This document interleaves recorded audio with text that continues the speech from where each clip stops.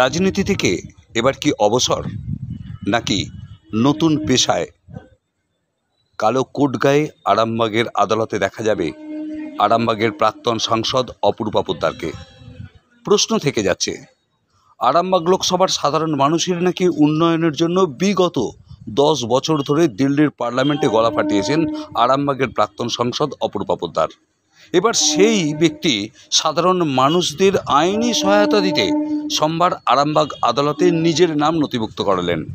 এখন দেখার, আরামবাগ আদালতে আইনজীবী হিসেবে প্র্যাকটিস করবেন অপরূপা পোদ্দার। উল্লেখ্য, 2013 সালে ল পাস করেন তিনি, কিন্তু 2014 সালে মুখ্যমন্ত্রী মমতা বন্দ্যোপাধ্যায়ের নির্দেশে আরামবাগ লোকসভা থেকে তৃণমূল কংগ্রেসের টিকিটে প্রতিদ্বন্দ্বিতা করেন সাংসদ অপরূপা। এবার তাই সেই অভিজ্ঞতাকে কাজে লাগিয়ে আরামবাগ সাধারণ মানুষের জন্য নতুন উদ্যমে আইনি ক্ষেত্রে কাজ করতে চান অপরূপা পোদ্দার। এদিন আরামবাগ মহকুমা আদালতে তার সঙ্গে ছিলেন তার স্বামী শাকির আলী সহ অন্যান্যরা। দেখুন কি বলছেন আরামবাগ লোকসভা কেন্দ্রের প্রাক্তন সাংসদ অপরূপা পোদ্দার, আমরা শুনব। আরামবাগ থেকে নিজস্ব সংবাদদাতা রিপোর্ট, নিউজ 7 সকাল লাইভ। না, আমি তো 2013 সালেই ল পাস করেছিলাম, আর তারপরেই আমার নেত্রী আমায় পার্লামেন্টে পাঠিয়ে দিয়েছিলেন। তো পার্লামেন্টে 10 বছর আরামবাগের মানুষের আশীর্বাদ, ভালোবাসা, দোয়া নিয়ে আইন সভায় আইন তৈরি করার যে বিধি, যে নিয়ম কানুন, তার সাথে জড়িত ছিলাম।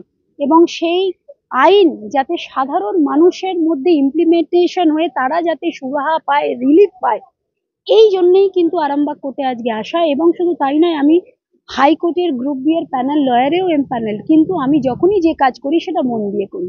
যখন 10 বছর সাংসদ হিসাবে কাজ করেছিলাম, মানুষের পাশে 100% থেকে মমতা বন্দ্যোপাধ্যায় দলের আশীর্বাদ নিয়ে কাজ করেছি।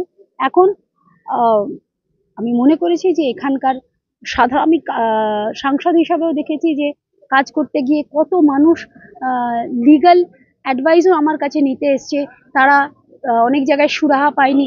সেই তাদের বেদনার কথাগুলো আমার চোখের সামনে, আমার মাইন্ডে যেন সবসময় একটা কোথাও নক করতো।